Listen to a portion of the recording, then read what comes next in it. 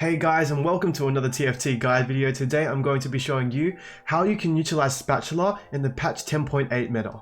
Now, I know in most item guides of TFT, YouTubers like to go over specific items or individual items themselves, but I'm going to be going for a different approach. Instead, I'm going to be going over certain comps of patch 10.8 and showing you how you can utilize Spatula in each of them. I'm going to leave timestamps in the description, so if you have a particular comp or favorite comp you like to run, you can see how you can utilize Spatula in those. I really do appreciate every viewer that watches my video, and if you do like the content that I upload, please remember to subscribe. It really helps me out. I've been looking at the YouTube statistics and it's told me that the audience that have been watching my videos, 98% of them are unsubscribed. So if you do watch this video, if you like it, please remember to subscribe. It helps me a lot. But without further ado, let's get right into the guide. Now, for the first composition of this guide, we're going to be looking at how you can utilize Spatula in 6 Dark Star. This comp has been so meta and has been pretty much the face of patch 10.8. Now, the way you can utilize Spatula in this composition really well is the fact that 6 Dark Star is a really squishy build. Now, the way you can make this comp tankier is by essentially removing one of the units and replacing it with a more tankier unit and then making that unit a Dark Star. So for example, I will show you now. What I usually like to do is I usually either like to remove Xerath or Lux. I know that gets rid of the Sorcerer comp, but you have enough damage as it is with the Jhin and the Shaco. So for this example, I'm going to remove the Xerath, and then I'm going to add a champion. My favorite champion to add is the Wukong. Where is he? He is right here. Sorry, let me just drag him in. And then you put him as your front line. Now this gives you 2 Vanguard. You're missing a Dark Star, so if you have a Spatula item, you can build the Dark Star item and then bam, you have 6 Dark Star, you have 2 Vanguard, you have 2 Mystic with the Lulu and the Karma. This makes your composition tankier, gives you more time for your Shaco to just go for the back line, gives more time for Jhin to go for the front line, and essentially just makes this composition less weak. It gets rid of the weakness of it being a squishy comp and now makes it a bit tankier. I took out Wukong and put back Xerath in to show you another way you can utilize Spatula in this comp. For every comp, I'm going to be showing you 2 ways of how you can utilize Spatula, just to make sure you have some flexibility just in case you can't get certain items. Now, I'm going to be showing you another way, and this way is actually to make someone an infiltrator. Why is this good? Well, Shaco is an infiltrator, and what this will do, it'll boost the person that you make an infiltrator, as well as Shaco's attack speed at the start of battle for 5 seconds. And since Shaco is one of your carries, it will help you out so much to have that boost of attack speed on the Shaco. Now, the person I personally like to make an infiltrator is kind of weird, but I actually like to make Lulu an infiltrator. Now, the reason for this is because of the fact that infiltrators will jump to the back line. And what happens is Lulu, when she ults, she polymorphs the units closest to her into cupcakes or something that is stunned, right? And essentially, who is in the back line? The carries are in the back line. So Lulu ends up polymorphing the carries, which is so useful and ends up being a huge carry in your comp. So the way you build the infiltrator item is with a recurve bow and with a spatula. So I'll just get it right here. There we go, it's right here, and then bam, Lulu is an infiltrator. So now you have infiltrator buff between the Lulu and the Shaco. Lulu will polymorph the carries and is really useful in this comp. Now for the next composition we're going to be looking at, it is 6 Star Guardian for Sorcerers. This comp has been really meta as well, and what I like to do with this comp is pretty obvious. I like to build the Star Guardian item, which is a spatula and a teal. Now, who you build the Star Guardian on usually falls down to 2 options. The first option is usually the extra sorcerer that you have in the comp, which in this case is the Vel'Koz, but my preference is actually to build it on the Lulu because Lulu's ultimate is so strong. So you get the Star Guardian item, which is this one, Tear and a Spatula, like I said before, and whenever anyone ults in this comp, Lulu will gain mana, and that will just get her closer to polymorphing the other team, which is so strong right now. It is one of the strongest ults in this game. Now, if you make Lulu or Vel'Koz a Star Guardian, what happens is now that you have 7 Star Guardians, so which one do you throw out? For me personally, I think Poppy is the most useless Star Guardian. She doesn't provide anything to the synergy but Star Guardian, so you probably want to throw her out. I would throw her out and then replace her with a Celestial, because now if you do have that Celestial buff, all your spells and all the damage that you'll be doing, which Star Guardian has a lot of, is going to be healing you for 15% of the damage dealt. So my favorite Celestial to put in this comp would be the Kassadin. which would be like so. There he is. So this would be the comp if you made someone another Star Guardian. You would have Celestial, you would have 6 Star Guardians, 4 Sorcerers, just the standard comp but with Celestial and Lulu as a Star Guardian. Now, I have reset the board to show you the next spatula item I like to build in Star Guardians, and it is the Celestial item, which is built from a spatula and a Negatron cloak. And who you put it on is up to you, but I'm going to say this: Celestial does provide you with an extra bit of magic resist because of the Negatron cloak component to it. So where is it? It is right here. I'm just going to put it on the Velcros for now. So you probably want to put it on someone that is going to tank. If you have a spare slot on the Nico, you can put it on the Nico so that she has more magic resist, becomes more tankier. But yeah, there is nothing too much complicated about this item. It just gives you Celestial, so you can heal more from your spell damage, from everything else. It is just really useful item for that healing. Now for the next composition we're going to be looking at, it is the Mech-Pilot Infiltrators. And to be honest, I won't be spending too much time on this comp because it is really obvious what item you should build or what spatula item you should build in this composition. It is going to be the Demolitionist Charge. The reason why Demolitionist Charge is so good in this comp is because of the fact that the Demolitionist synergy allows you to stun enemy units every time you ult. So when whenever she ults, she'll be able to stun the enemy team within the range of her ulti. Her ulti range is relatively large, and on top of that, her ulti is very spammable, has a very low mana cost, so she'll be able to stun enemy units consistently and continuously throughout the fight. Now, Demolitionist Charge is an obvious option in this comp, but if you cannot get it, I'm going to give you another option, and that is going to be the Infiltrator's Talons, which allows you to make another Infiltrator. And what I like to do with this is I actually like to put Kayle into this comp and make her an Infiltrator. Why? Because Kayle works really well with attack speed and also provides Valkyrie with the Kai'Sa. So I'll show you what I will be doing. I'll take out the Kha'Zix because he is the weakest infiltrator in this comp, and essentially you get the Kayle. Where is she? She's right here. And then put a infiltrator item onto her. Bang. And now she'll be doing heaps of attacks.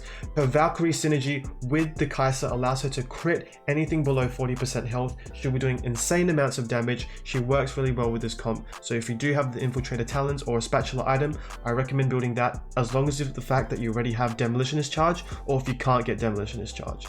Now for the next composition we're going to be looking at, it is the Chrono Kayle. Now what I like to do in this composition is I usually like to make one of the 2 blasters a Blade Master, and usually it is the Misfortune. So I'll just do that right now. Blade of the Ruined King, put that on Misfortune, and now she's a Blade Master.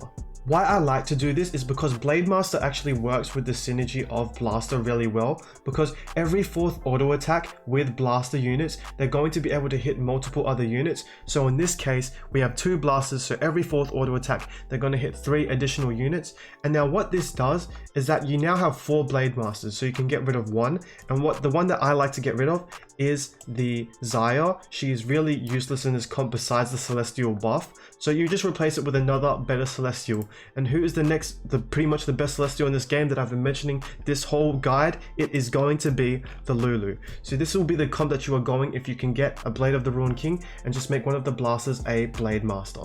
Okay, so I have reverted the comp back to its original form to show you the next example of spatula you can use in Chrono Kayle. So I put the Xayah back in for the Lulu, and I've taken off the Blade of the Ruined King off the Misfortune. Now, what you're going to do for this next example is you're going to replace the Xayah with an Irelia. So we take out the Xayah, put in Irelia. Now you have 3 Blade Masters still, but you lost the Celestial unit. So you're going to build Celestial on the Irelia, or you can build it on anything else as long as you have Celestial. And now the thing is, we have Mana Reaver between the Irelia and the Thresh, so there is no longer a need for Kassadin apart from the fact that he has Celestial. So we can replace this with a better Celestial unit, which is the Lulu. So we take out Kassadin, put in the Lulu, and then make Irelia frontline, put Lulu in the back, and now you have Celestial buff with better units for the Xayah and the Kassadin. I know this guide seems like I'm trying to fit Lulu into every comp, but that's because of the fact that Lulu is really strong in this meta right now. She can polymorph half your team, the enemy team, at 2 stars, so make sure you utilize her in this patch. But yeah, the Celestial buff, the Celestial item that can help Irelia get snuck into this comp, as well as the Lulu, is really strong, so utilize that every time you're using Chrono Kayle. Now for the next synergy we're going to be looking at, it is the 4 Brawlers 4 Blasters build. And the easiest way to utilize Spatula in this composition is by building a Rebel. And how you do this is by using an armored item, a chain vest, and a spatula. And I usually like to build this item on the Blitzcrank. Now the reason why I like to use Blitzcrank as the Rebel in this synergy is because of the fact that for the Rebel synergy to work, you need the units to be close together. So let's read it together. At the start of combat, Rebels gain a health shield for 8 seconds and increase damage for each adjacent Rebel. So you're going to want to put all your Rebels close like this. And again, the reason why I like to make Blitzcrank the Rebel is because of the fact that you want to have Blitzcrank near the Jinx anyway, because what Blitzcrank does is he pulls a unit all the way from the other side of the enemy's board, and that unit is usually, most of the time, unless the enemy team has planned for it, is going to be a squishy unit. And the way Jinx works is that for each kill that she gets an auto attack buff for each enemy unit that she kills. So the reason why you want to put Blitzcrank near Jinx is because he'll pull a unit, Jinx will kill that unit, which is squishy and easy to kill, and then get a buff from it. So you want Blitzcrank near the Jinx anyway. So since the Rebel buff requires you to be adjacent, it sort of works out that you make Blitzcrank the Rebel. However, if you want to make the other Blasters a Rebel just for that attack damage buff that will increase their damage, then you can make Miss Fortune a Rebel, as it will give her a shield and increase the damage that she will do to the enemy team. And since she's a Blaster, she'll be doing more damage anyway, so it makes sense to make her a Rebel as well. For the next composition we're going to learn how to utilize Spatula in, it is the BladeBros. Now, the easiest way you can utilize Spatula in this comp is by simply building a Celestial unit and just make it whoever you want. I personally like to put it on the Wukong because I like him to survive the longest because his ulti is really good. There we go. And then on top of that, since this composition is only 7 units, we then put in the Lulu. I know, I love Lulu so much, but Lulu is just so awesome in this patch, you guys, you don't understand. And then now you have Celestial between the Wukong and the Lulu, which allows your Master Yi and Yasuo to heal even more off their ultimates, which is really insane. On top of that, you have Mystic between Sonar and the Lulu, works out really well. So if you want to build Celestial on Wukong, do that, and yeah, it just works out like this.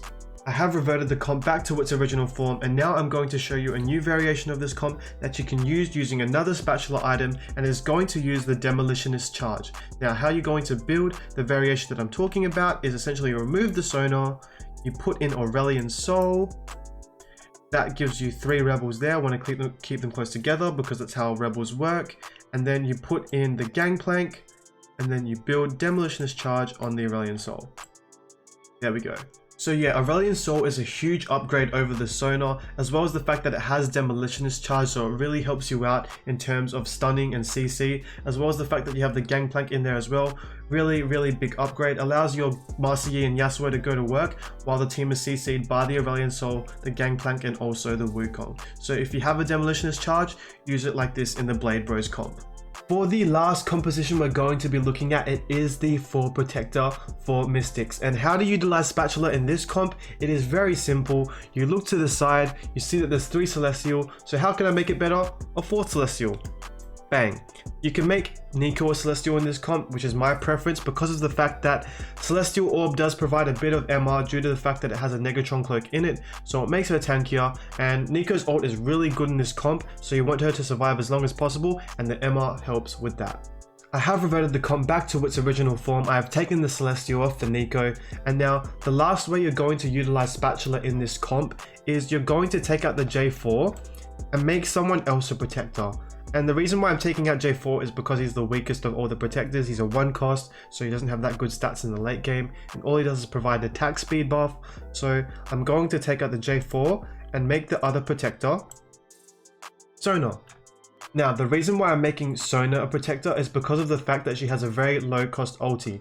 And since protectors gain a shield every time they ulti, she's going to be having that shield a lot more often than compared to another unit that you would make into a protector.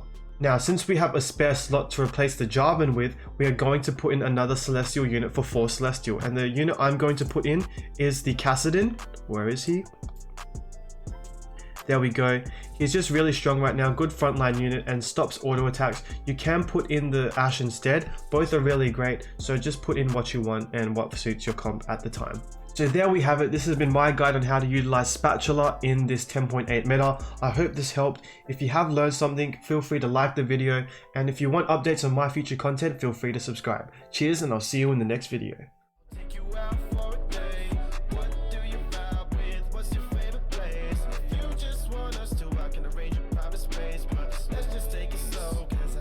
Fast pace, shawty not come by.